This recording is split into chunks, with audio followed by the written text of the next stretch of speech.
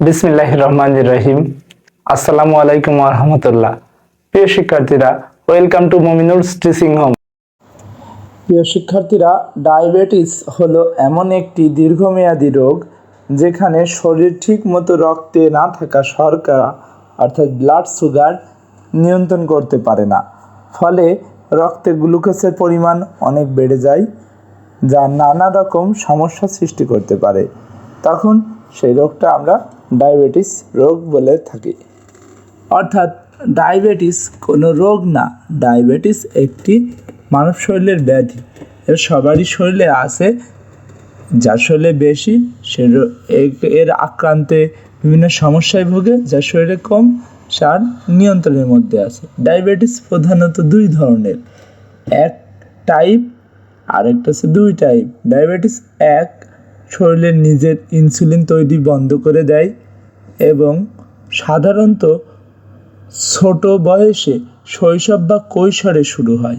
এটা ইনসুলিন ইনজেকশনের মাধ্যমে চিকিৎসা হয়, অর্থাৎ ইনজেকশনের মাধ্যমে ডায়াবেটিস একের চিকিৎসা দেওয়া হয়ে থাকে। দুই টাইপ দুই ডায়াবেটিস শরীরে ইনসুলিন তৈরি করে কিন্তু ঠিকভাবে ব্যবহার করতে পারে না। এটি মূলত বড়দের মধ্যে বেশি হয়ে থাকে, তবে এখন কম বয়সেও দেখা দিচ্ছে। নিয়মিত খাদ্য নিয়ন্ত্রণ, ব্যায়াম এবং প্রয়োজনে ওষুধ বা ইনসুলিন দিয়ে চিকিৎসা করা। ডায়াবেটিসের লক্ষণ: বারবার পিপাসা লাগা, ঘন ঘন প্রস্রাব হওয়া, অতিরিক্ত ক্ষুধা লাগা, অল্পতেই ক্লান্ত হয়ে পড়া, ক্ষত শুকাতে দেরি হওয়া, চোখ ঝাপসা দেখা, এগুলো ডায়াবেটিসের লক্ষণ। ডায়াবেটিসের কারণ: বংশগত হতে পারে, পরিবারে ডায়াবেটিস থাকলে ঝুঁকি বেশি থাকে, ওজন বেশি থাকা, কম ব্যায়াম করা, অনিয়ন্ত্রিত খাদ্যাভ্যাস, অতিরিক্ত মানসিক চাপ। প্রিয় শিক্ষার্থীরা, এ পর্যায়ে আমরা পাঠ্য বইয়ের ডায়াবেটিস, বহুমূত্র বা মধুমেহ রোগ সম্পর্কে বেসিক কিছু বিষয় নিয়ে আলোচনা করব। ডায়াবেটিস এক ধরনের বিপাকজনিত রোগ। আমরা যখন কিছু খাই, এটি গ্লুকোজে পরিণত হয়ে রক্তের মাঝে আসে। তার মানে খাদ্যকণিকাগুলো গ্লুকোজে পরিণত হয় ছোট ছোট খণ্ডে এবং রক্তের মাঝে আসে। প্যানক্রিয়াস বা অগ্ন্যাশয় থেকে ইনসুলিন নামে এক ধরনের হরমোন নির্গত হয়। তাহলে এই হরমোনটা কোথা থেকে আসে? আমাদের শরীরের একটি গুরুত্বপূর্ণ অঙ্গ অগ্ন্যাশয়, যার আরেকটা নাম আছে প্যানক্রিয়াস। যে হরমোনটি আসে সেই হরমোনটির নাম হচ্ছে ইনসুলিন। ডায়াবেটিস হলে এই ইনসুলিন দেওয়া লাগে, যেটি রক্তের এই গ্লুকোজকে শক্তিতে রূপান্তর করে। কারো ডায়াবেটিস হলে প্যানক্রিয়াস থেকে যথেষ্ট ইনসুলিন তৈরি করতে পারে না, কিংবা শরীর ইনসুলিনকে ব্যবহার করতে পারে না, যে কারণে রক্তে গ্লুকোজের মাত্রা বেড়ে যায়। কিন্তু উচিত ছিল কি, রক্তে এই গ্লুকোজ না বেড়ে গ্লুকোজগুলো শক্তিতে পরিণত হতো, তাহলে আমরা শক্তিশালী হয়ে যেতাম। কিন্তু এসব হয়েছে মানুষের আলসেমি আর কুড়েমের জন্য। এই রোগবালাইগুলো মানুষের শরীরে ঢুকেছে। মানুষ প্রযুক্তি ব্যবহারের পাশাপাশি পরিশ্রমী না হয়ে আরো অলস হয়ে যাচ্ছে, তাই এই ধরনের বড় বড় ব্যাধি মানুষের শরীরে এখন বাস করে।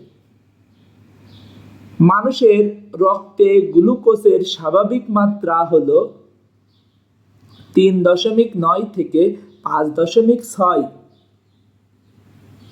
মিলিমিটার মোল পার লিটার, মোল পার লিটার, কিংবা 70 থেকে 100 মিলিগ্রাম পার ডেসি লিটার। এটা একটা পরিমাপের একক। এই দ্বারা ডায়াবেটিসের মাত্রা নিয়ন্ত্রণ করা হয়। ডায়াবেটিস হলে রক্তে এর পরিমাণ দীর্ঘস্থায়ীভাবে অনেক বেড়ে যায়। ডায়াবেটিস ছোঁয়াচে বা সংক্রামক নয়। এই লাইনটা খুবই ইম্পর্টেন্ট। দেখা যাচ্ছে তোমার একটা বন্ধুর বাবার ডায়াবেটিস আছে, তুমি ভাবতেছো যে তোমার বন্ধুরও ডায়াবেটিস হয়েছে, সেখান থেকে তোমারও হতে পারে, এমন সুযোগ নেই, চাইলেও নেই। ডায়াবেটিস কোনো শ্বাসে বা সংক্রামক রোগ নয়। ডায়াবেটিস হৃদযন্ত্রের রক্তপ্রবাহ রোগের ওপর পরোক্ষভাবে প্রভাব বিস্তার করে, মানে সরাসরি প্রভাব বিস্তার করে না। ডায়াবেটিসে আক্রান্ত ব্যক্তির রক্তে শর্করার পরিমাণ বেশি থাকায় এটি দেহের বিভিন্ন অঙ্গের যেমন হৃৎপিণ্ড, কিডনি, চোখ ইত্যাদি স্বাভাবিক কাজে বাধা সৃষ্টি করে। দেখা গেছে ডায়াবেটিস রোগীদের করোনারি হৃদরোগ হওয়ার প্রবণতা বেশি থাকে। এই হৃৎপিণ্ডকে অচল করে দেয় এবং রোগী মারা যায়। তার মানে ডায়াবেটিস রোগীদের কি রোগ হতে পারে বেশি? করোনারি হৃদরোগ, অর্থাৎ হার্টের রোগ যেটা আমরা বলি। এছাড়াও দীর্ঘস্থায়ী ডায়াবেটিস রোগে রক্তচাপ বেড়ে যায় এবং এর থেকে রক্তচাপ বা হাইপারটেনশন হয়। উচ্চ রক্তচাপ করোনারি হৃদরোগের পূর্ব লক্ষণ। ডায়াবেটিস রোগীদের রক্তে শর্করার মাত্রা দীর্ঘদিন অনিয়ন্ত্রিত থাকলে তাদের করোনারি হৃদরোগের আক্রান্ত হওয়ার আশঙ্কা খুবই বেশি থাকে। শর্করার মাত্রা সঙ্গে সঙ্গে কোনো সম্পর্ক নেই, শর্করার মাত্রার সাথে সঙ্গে কোনো সম্পর্ক নেই এমন ধরনের ডায়াবেটিসও আছে, তবে এই অধ্যায়ে তা আলোচনা করা হবে না। ওগুলো তোমরা পরবর্তীতে যদি আরো বিস্তারিত ডায়াবেটিস সম্পর্কে জানতে চাও তো জেনে নিতে পারো। পরে বলা হচ্ছে কোনো ব্যক্তির ডায়াবেটিস হওয়ার আশঙ্কা বেশি, মানে কোন ধরনের ব্যক্তির ডায়াবেটিস হয় বেশি। যে কেউ যে কোনো সময় ডায়াবেটিস আক্রান্ত হতে পারে, বাহ, তাহলে তার পড়ার দরকার নাই, ক্লিয়ার হয়ে গেলে বিষয়টা। কিন্তু আরও কিছু লক্ষণ আছে, তবে তার 4 শ্রেণীর মানুষের ডায়াবেটিস বেশি হয়ে থাকে।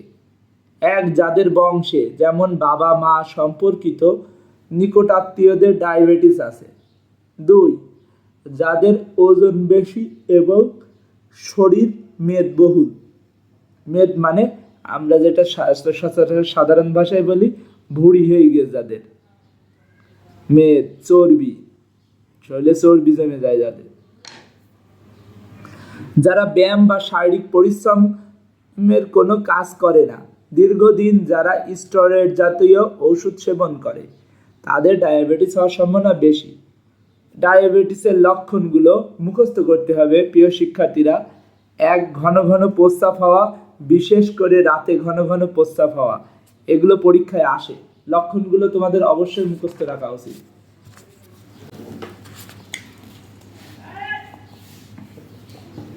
2, খুব বেশি পিপাসা লাগে, মানে বারবার পানি তৃষ্ণা লাগে। 3, বেশি ক্ষুধা লাগা বা অতিমাত্রায় শারীরিক দুর্বলতা অনুভব করা।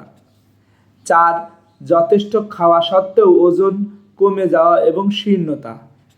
5, সামান্য পরিশ্রমী ক্লান্ত ও দুর্বলতা বোধ করা। 6, চামড়া শুকিয়ে যাওয়া। 7, চোখে ঝাপসা দেখা। 8, শরীরের কোথাও ক্ষতের সৃষ্টি হলে দেরিতে শুকানো। প্রিয় শিক্ষার্থীরা, তোমরা হয়তো বা নিজেদের সাথে মিলালে বলবা এই লক্ষণগুলো তোমাদের মাঝেও আছে, অর্থাৎ তোমাদেরও ডায়াবেটিস হয়েছে এবং তোমরা এই নিয়ে চিন্তিত। কিন্তু ঘটনা হচ্ছে পুরোটাই বিপরীত। এই লক্ষণগুলো থাকলেই যে সবার ভিতরে ডায়াবেটিস থাকবে সেটা নিশ্চিত নয়। এই লক্ষণগুলো প্রকাশ পেলে তার অবশ্যই ডাক্তারের পরামর্শ নেওয়া উচিত এবং নিশ্চিত করা উচিত তার ডায়াবেটিস আছে কিনা, পরীক্ষার মাধ্যমে প্রমাণ করা। প্রিয় শিক্ষার্থীরা, এই ভিডিওর আলোচনা এতটুকুই ছিল। দেখা হবে পরবর্তী কোনো ভিডিওয়। আল্লাহ হাফেজ।